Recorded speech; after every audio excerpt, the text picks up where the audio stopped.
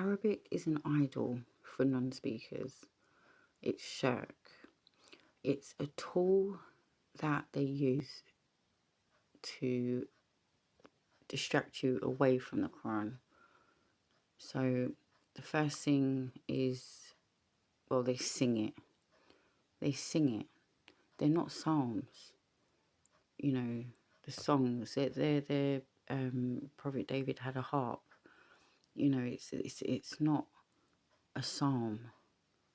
So first of all, they sing it to take the attention away from the Quran.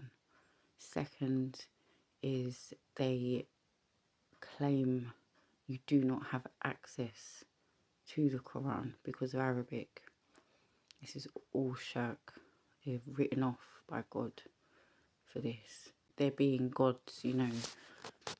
You don't have access to the Quran because you do not speak the language. Then they'll put you into Arabic classes, which is taking you again away from the whole Quran. This is what they do.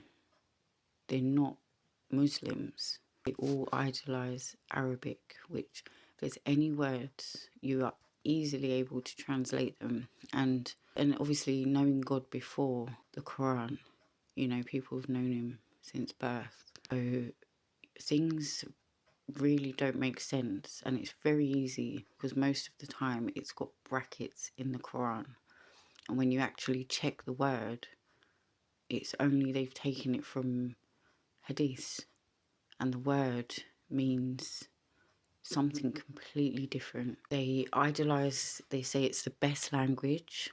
That's not in the Quran. There's also changing the order of the Quran, the chronological order. Everything is a plan. It's all written in the Quran. What they did in the time of the Prophet, they were doing this.